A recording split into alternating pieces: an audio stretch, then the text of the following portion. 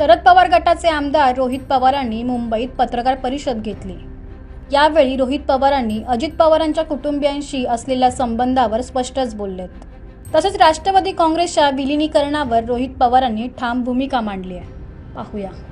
अशी सुद्धा आहे की कुठला तरी ऑडिओ आहे, त्या ऑडिओमध्ये एक कुठला तरी प्रमुख नेता अजितदादांबद्दल अजितदादा जिवंत असताना अतिशय खालच्या लेवलला जाऊन त्या ठिकाणी बोललेला आहे।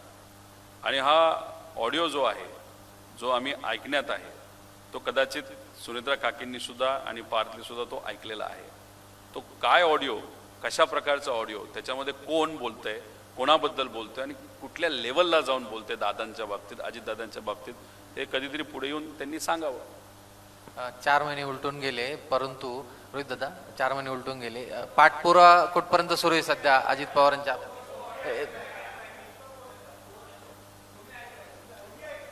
ज्या व्यक्तीली ते ऐकलेलं आहे त्या व्यक्तीली ही गोष्ट मला तिथं सांगितलेली आहे। मी स्वतः ते ऐकलेलं नाही, पण एका व्यक्तीकडे तो ऑडिओ आहे आणि मला असं कळतं की ज्या व्यक्तीने तो खरं रेकॉर्ड केलेला आहे त्या व्यक्तीने मात्र तो सुनेत्रा काकींना आणि पार्थला ऐकवलेला आहे आणि हे पत्र यायच्या आधी ऐकवलेलं आहे असं आम्हाला कळलं। पाठपुरावा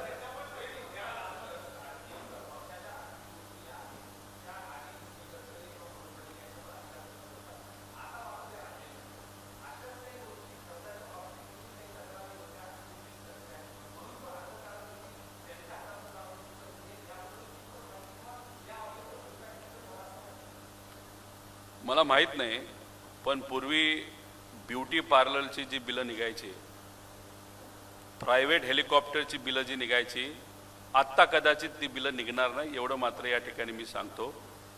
त्याच्याचबरोबर मी काही शहाणपण इथं सांगणार नाही, कारण तो पक्ष वेगळा आहे। कदाचित त्या पक्षातल्या लोकांना सुद्धा हे आवडणार नाही आणि माझ्या पक्षातल्या लोकांना सुद्धा हे आवडणार नाही, पण ती यादी बघितल्यानंतर मला असं वाटतं की अजितदादांच्या पक्षामध्ये असे अनेक अनुभवी लोक आहेत, ते अजूनसुद्धा सुनेत्रा काकींबरोबर आहेत। त्यांना सुद्धा त्या पदावर जर जागा दिली असती, दादांसाठी जे लढत आहेत त्यांना जर जागा दिली असती, एक चांगला संदेश दिला गेला असता। पण त्याच्यामध्ये ठराविकच लोक ही नवीन घेण्यात आलेली आहे, त्यामुळे उद्या जाऊन जर त्याच्यामध्ये काय बदल करता आला तो त्या पक्षाचा विषय असला तरी त्यांनी त्या बाबतीत विचार करावा।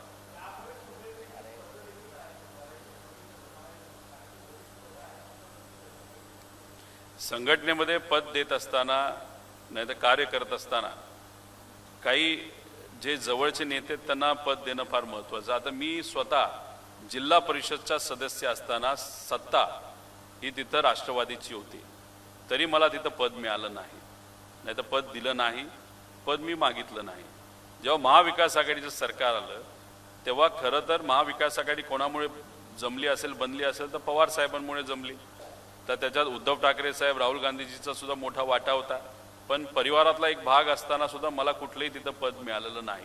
विरोधात असताना सुद्धा आज एका कमिटीचा प्रमुख मी बनू शकलो असतो, पण नाही, तिथं आपल्याला मित्रपक्षाचं काही गोष्टी बघाव्या लागतात, तिथं आपल्याला ते पद मिळालेलं नाही। तर मी हे अन्याय नाही समजत, पण एक मोठ्या राजकारणाचा नाहीतर एक विचाराच्या राजकारणाचा हा एक भाग आहे। त्यामुळे तिथं जेव्हा पद आपण देतो तेव्हा सगळेच जवळच्या लोकांना देण्यापेक्षा समावेशक पदं दिली असती तर संदेश खूप चांगला आणि महत्त्वाची पदं दिली असती तर संदेश चांगला गेला असता असं आमचं सगळ्यांचं मत आहे।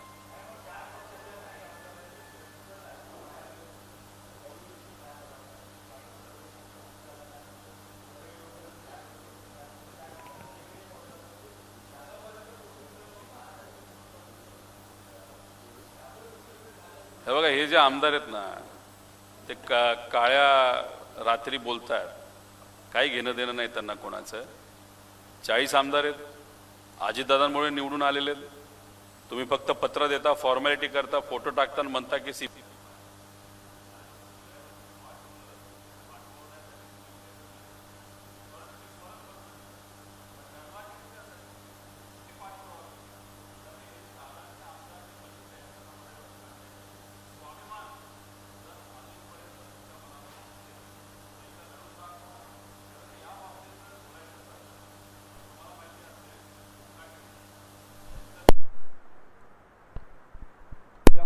मंत्रिपद गेलं।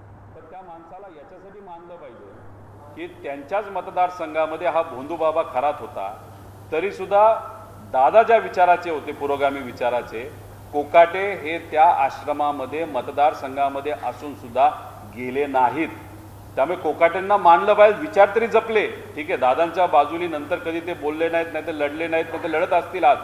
पण मग असे लोक इतर आमदार कुठे आहेत असा सुद्धा प्रश्न त्या ठिकाणी निर्माण होतो. पण आज काय सगळे फक्त एका खोलीमध्ये बोलतात, चर्चा करतात. का? उद्या जर ओपनली बोललं तर आम्हाला निधी नाही मिळाला तर आम्ही करायचं काय? त्यामुळे ही गोष्ट बरं नाही असं मला वाटतं. आणि काय काय लोक ते इतकी चुरूचुरू बोलतात.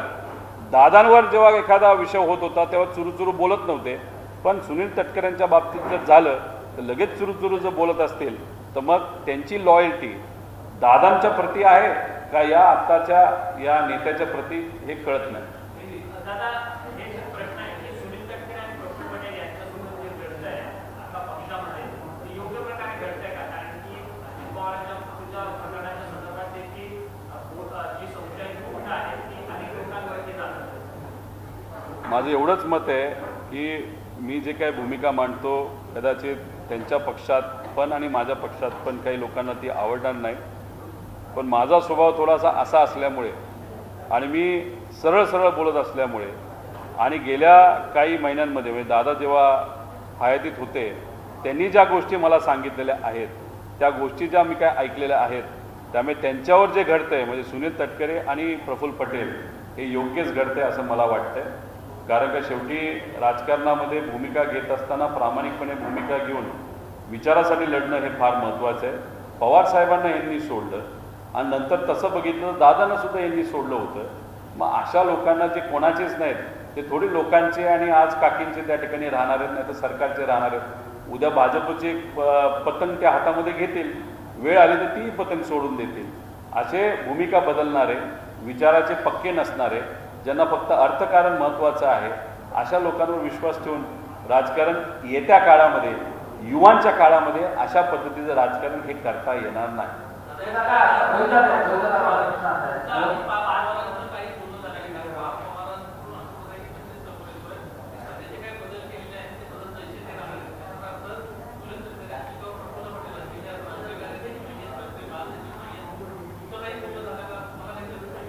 फार जेव्हा VSR मधून प्रवास केला त्यांनी आणि काल काही दिवसांपूर्वी जेव्हा राममोहन नायडूंबरोबर काकींचा फोटो मी बघितला त्यानंतर मी कोणाशी चर्चा केली नाही आणि मला करायची सुद्धा इच्छा नाही. कारण आम्ही प्रामाणिकपणे तिथं लढतोय, आम्ही पोलीस स्टेशनला जातोय, आम्ही न्यायालयामध्ये जातोय, लोकांपर्यंत जातोय, CID पर्यंत जातोय, प्रामाणिकपणे लढतोय. आणि ह्या सगळ्या गोष्टी बघितल्यानंतर दुर्दैवाने आम्हाला प्रश्न असा पडतो, खरंच आम्ही लढलं पाहिजे का नाही लढलं पाहिजे.